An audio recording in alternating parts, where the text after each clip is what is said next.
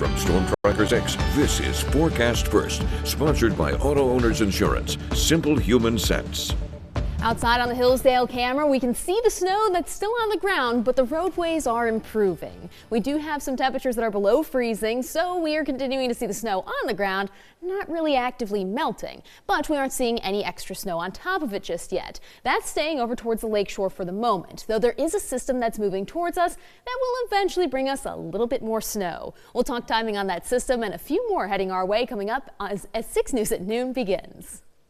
WMMS is here for you, celebrating 75 years of bringing you the news with 6 News at Noon.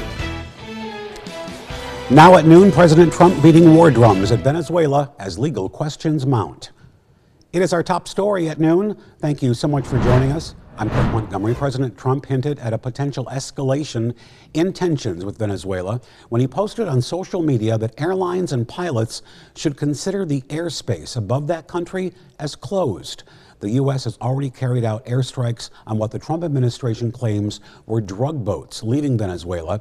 Now some lawmakers are demanding answers about one of those strikes. Olivia Rinaldi is here for you now with the very latest on the controversy. The U.S. military has carried out nearly 24 airstrikes and killed more than 80 people on alleged drug boats near Venezuela.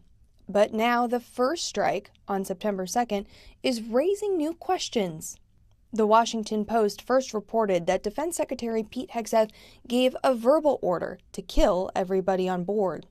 When 2 survived, the Special Operations Commander overseeing the attack ordered a second strike to comply with Hegseth's instructions, and the 2 men were blown apart in the water. This rises to the level of a war crime if it's true. Lawmakers are demanding answers, with the Republican-led House and Senate Armed Services Committees announcing investigations into the attack. If it was as if the article said, that is a violation of the law of war. Hegseth has denied he gave any such order, and President Trump says he believes him. I wouldn't have wanted that, not a second strike. The first strike was very lethal, it was fine, and if there were 2 people around, but Pete said that didn't happen. Now Hegseth and other top deputies are expected to come to the White House this afternoon for a meeting with President Trump as he considers next steps with Venezuela. This weekend, President Trump ratcheted up pressure on Venezuela, which he says is controlled by drug cartels, posting on social media that airlines and pilots should consider the airspace above and surrounding Venezuela to be closed in its entirety. We consider Venezuela to be not a very friendly country. This comes as the U.S. continues its military buildup in the Caribbean, with fighter squadrons and even a U.S. aircraft carrier now patrolling the area. Olivia Rinaldi, CBS News, the White House.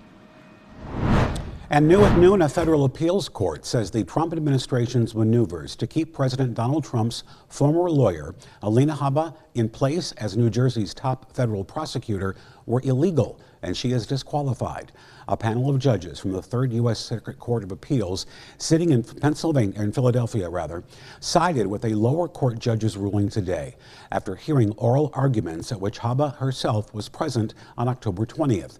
The ruling comes amid the push by Trump's Republican administration to keep Habba as the acting U.S. Attorney for New Jersey, a position charged with enforcing federal, criminal, and civil law.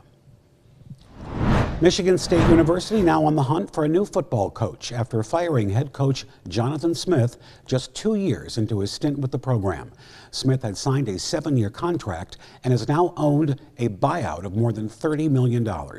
Michigan State Athletic Director Jay Batt confirmed Smith's termination, telling 6 News that this year's football season hasn't, quote, lived up to the university's standards.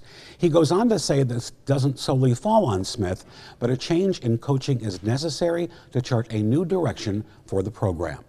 Calls for Smith's firing have been mounting for weeks, with the Spartans failing to recapture their momentum after the homecoming loss back in October. Now the university is reportedly looking to hire Northwestern's former head coach, Fitzgerald. He led the Wildcats for 17 years before getting fired in 2023 amid a hazing scandal within the program. Stay with 6 News as we work to bring you the next information on what's next for Michigan State football. With this winter weather remaining in Michigan, the city of Lansing has extended its Code Blue emergency cold weather plan. It was sent to expire this morning, but now it'll last into next weekend. Code Blue will now remain in effect overnight from 7 p.m. to 7 a.m. through Saturday, December 6th. This allows shelters to temporarily alter hours and increase capacity. The Lansing Police and Fire Departments can take people needing help to local shelters, and CATA is offering free rides to shelters while this Code Blue is still in effect. And we've posted a full list of shelters and warming centers for you on our website, WLNS.com. From Storm Tracker 6, this is Weather First, sponsored by Auto Owners Insurance. Simple human sense. The snow over the weekend led to some beautiful scenes across mid-Michigan. Love this video from Brian and Holt. Got the lights out before the snow started falling. We're going to be featuring lights all through the holiday season. So if you have a nice display you want to show on air, WLNS.com/share, you might get to see it. We do still have plenty of snow on the ground across the area. Yesterday temperatures were right near freezing, so we saw a little bit of compaction. Not quite as fluffy as what it was when it first fell, but still enough to give us around 3 to 4, even 4 to 6 inches of snow across most of our area, a little bit higher even off towards the west, where that's still around 6 to 8 inches. Now, we do have cold temperatures at the moment, cooler than yesterday, keeping us in the upper 20s, and that is an improvement from the single digits we saw earlier this morning. Brutally cold temperatures aren't done with us just yet, but we are getting a bit of a break during the afternoon. There's a little bit of snow over towards the lake shore. They're actually going to be dealing with some lake effect for a while, but for us, we're focusing on the system snow. It's the only big thing on the radar right now across the nation. It's working its way up towards us, but it looks a whole lot scruffier than the last system, and that's going to keep us a little bit less snowy. Today, snow-free, just seeing clouds and temperatures in the upper 20s, pretty much where they are right now, through the rest of the afternoon. Tonight, we cool into the upper teens, and that's going to be with snow showers that move in. And you can see how this system approaches. It's just going to kind of scoot up towards us by around midnight, as we're going to have the heaviest snow. So for anyone who works the overnight shift, I'm with you. We're going to be seeing some snowy roadways, but then by around 8 a.m., that should be coming to an end. Still could have an isolated snow shower or two pop up, but it's not going to lead to much accumulation. We also see another little system there Wednesday afternoon, continuing to have that into the evening hours. But between the two systems, there's not going to be much additional snowfall, especially when you compare it to what happened this weekend. Just for tonight's snow, looks like most spots could pick up an extra 1 to 2 inches, possibly 1 to 3 inches when you head south of I-94, but that's about it. We do have cold temperatures though, and that's going to be the kind of secondary punch behind this that's going to make it a bit more dangerous.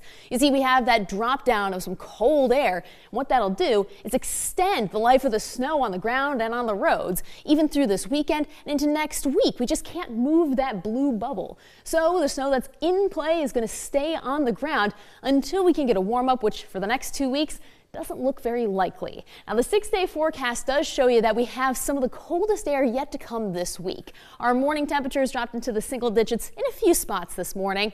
Thursday night into Friday morning, that's when pretty much everyone will be seeing those single digits. So bundle up for Friday morning. We are going to be dry, but we're going to be colder. Our next best chance for snow tonight, seeing that second chance Wednesday in the afternoon and evening. Then after that, we can put a pause on the snow, but it's still going to be something we see across the area. That 7 is just mocking me. That's a low temperature. Doesn't this seem early? This seems like too soon. Yeah, normally we should be around 40 degrees for our high temperature. Okay. So this is way ahead of schedule. Okay. But it's a La Nina year, so that means that we tend to be colder and wetter. So snow lovers rejoice, everyone else, sorry. And is today the first day of meteorological, wait, am I saying the first day of winter, right? Yes, for meteorologists, it's meteorological winter on December 1st. Well, Mother Nature got that message, didn't she? Spot on. All right, thanks, Katie.